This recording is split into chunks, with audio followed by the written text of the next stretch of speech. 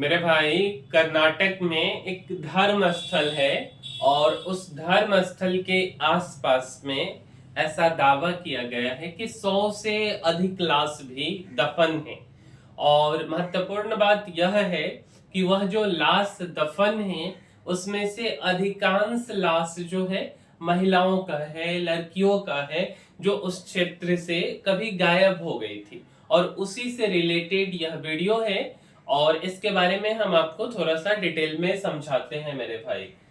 तो मेरे भाई, अब कब क्या हुआ है ना, थोड़ा सा इस बात को समझिए कि धर्मस्थल में कब क्या हुआ है।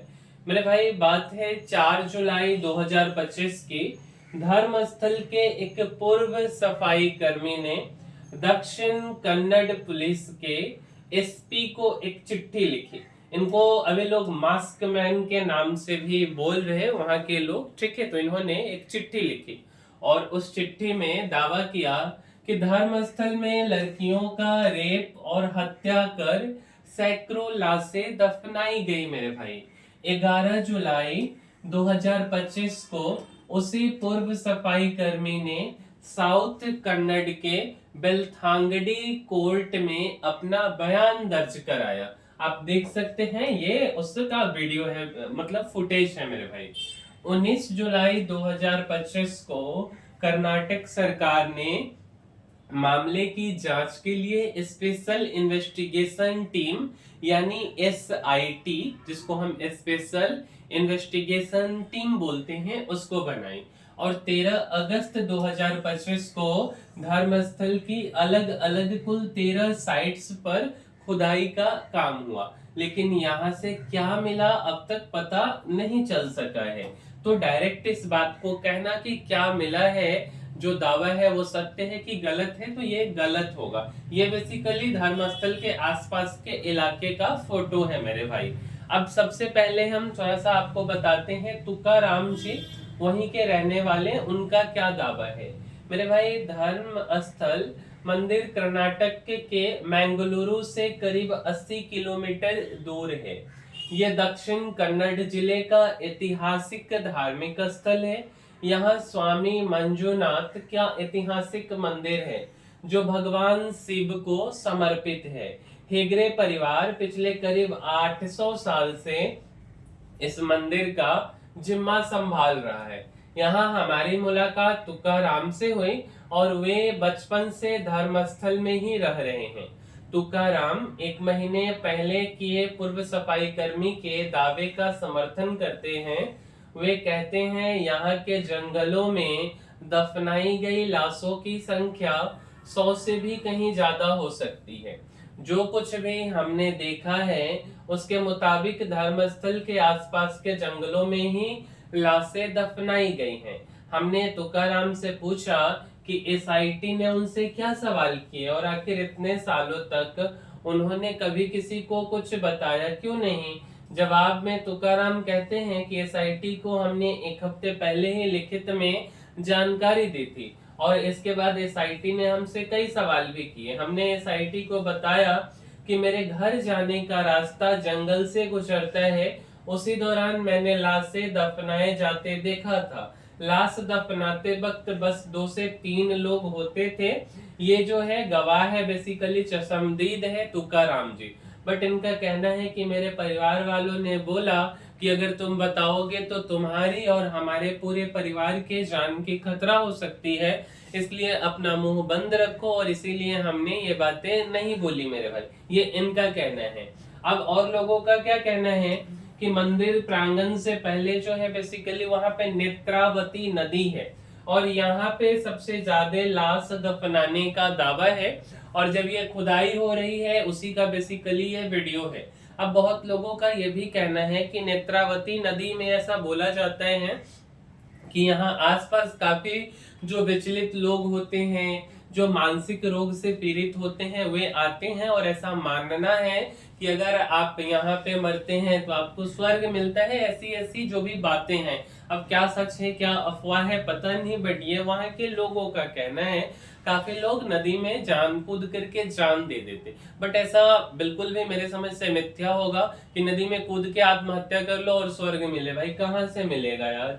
अब धर्म स्थल में किस साइट पर कितनी लाशें दफन होने का दावा किया जा रहा है? मेरे भाई, धर्म स्थल के पूर्व सफाई कर्मी ने अपने बयान में कुल 17 साइट्स पर लाशें दफनाने का दावा किया। अब ये पुलिस वाले हैं जो कि बेसिकली साइट मार्किंग किए हैं। 13 साइट की मार्किंग की गई हुई है, ठीक है। एसआईटी ने 13 साइट की मार्किंग की मेरे भाई। अब एक तो साइट 1 है, साइट 2, साइट 3। अब साइट 1 पे बोला गया कि 2 लाश है, साइट 2 पे भी 2, 3 पे भी 2, साइट 4, 5 पे 6, 6, 7 पे 8, 8 पे 8, है ना, ऐसे करके बताया गया। बट क्या है, ये तो पता मतलब चले तब तो मतलब कुछ निकले तभी ना। काफी लोगों का ये भी कहना है कि जहाँ पे लाशें दफन है वहां से काफी गहरी मिट्टी का खुदाई हो चुका हुआ है, जिसके कारण अब वहां कुछ है ही नहीं।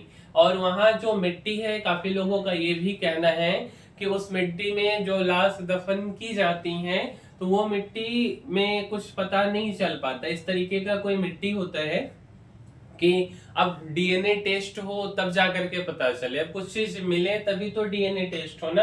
अब एक्चुअल में ये मामला कब से शुरू हुआ, तो सौजन्या का मर्डर केस से ये मामला थोड़ा सा ज्यादा शुरू हुआ है। उससे पहले थोड़ा बहुत होता था, काफी सारे यूट्यूबर भी इस मामला को उठाते रहे। 17 साल की लड़की का कथित रेप और मर्डर हुआ। 9 अक्टूबर 2012 की बात है।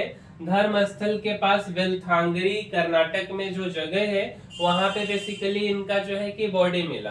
सौजन्या उजिरे में एसडीएम कॉलेज की स्टूडेंट थी और 8 अक्टूबर 2012 को वो कॉलेज से लौटते वक्त गायब हो गई थी। उसका जो कॉलेज है मेरे भाई यही एसडीएम कॉलेज है। और उसकी लाश अगले दिन 9 अक्टूबर को नेत्रवती नदी के पास में मिली थी मेरे भाई। पुलिस ने संतोष राव पर हत्या का आरोप लगाया। 2023 में बेंगलुरु की अदालत ने संतोष को बरी कर दिया था। सौजन्या के परिवार ने आरोप लगाया कि संतोष को गलत तरीके से फंसाया गया। परिवार का दावा है कि धार्मिक नेता वीरेंद्र हेगड़े ने असली अपराधियों को बचाया। अब असली क्या है नकली क्या है वो तो पता नहीं, बट इस लड़की का मर्डर हुआ ये सत्य है। अब एक जर्नलिस्ट है संतोष कुमार जी, उनका क्या कहना है कि अब ऐसी मौत नहीं हो रही। मतलब पहले तो काफी होती थी बट अब 4-5 सालों से ऐसा कुछ घटना नहीं हो रहा। ना कोई गायब हो रहा है और ना कोई लाश मिल रही है। अगर कोई मोक्ष पाने के लिए यहाँ आकर जान देता ये सब जारी रहता ना, बट अब ऐसा कुछ नहीं है।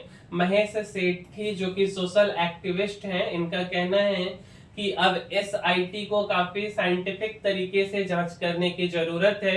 अगर एसआईटी ने सही से जांच नहीं की तो हम लोग हाई कोर्ट और सुप्रीम कोर्ट भी जाएंगे। और यही बेसिकली जो है कि साइट है, इसी आसपास में जो है ऐसा होने का दावा किया जा रहा है। अब धर्मस्थल के जो सफाई कर्मी हैं थोड़ा सा उनके बारे में बताते, बट वहां के जो हेड है डॉक्टर हरि कृष्ण स्वामी, ये धर्मस्थल मंदिर प्रशासन से जुड़े हैं।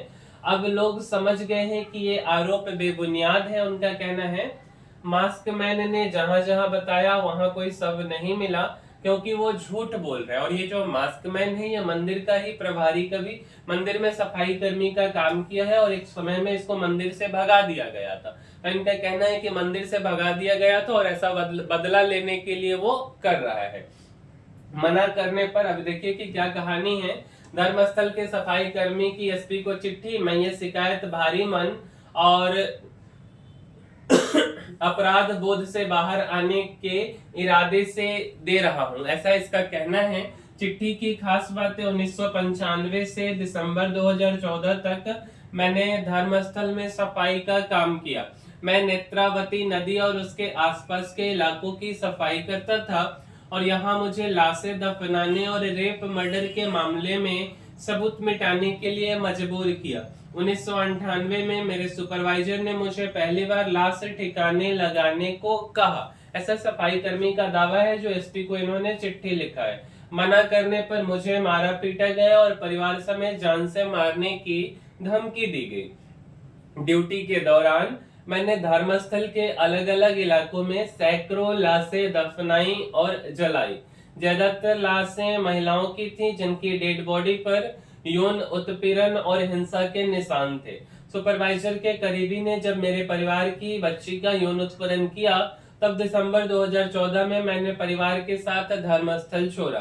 मैं चाहता हूं कि इन मामलों की तुरंत जांच की जाए, मुझे और मेरे परिवार को सुरक्षा दी जाए, ऐसा इस सफाई कर्मी का कहना है। अब सच क्या है झूठ क्या है ये तो जांच के बाद पता चलेगा, बट फिलहाल जांच को रोक दिया गया है और ऐसा बोला गया है कि जांच अभी प्रथम स्टेज में है। आगे देखिए कि क्या होता है, और उम्मीद करते हैं कि आपको यह वीडियो अच्छी लगी होगी, कुछ नॉलेज हम आप तक पहुंचा पाए हैं। और इसके लिए आपको इस वीडियो को लाइक कर देना है, अपने मित्रों तक इस वीडियो को पहुंचाइए शेयर करके।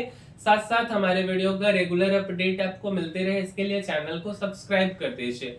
मिलेंगे हम किसी अगले वीडियो में। इस वीडियो में इतना ही, तब तक के लिए धन्यवाद।